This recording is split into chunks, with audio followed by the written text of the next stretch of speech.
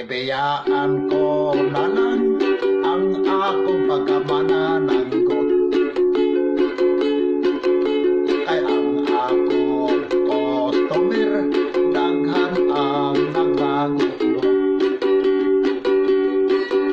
Ako ba ko nga baligya, makasakit kuno sa lubot.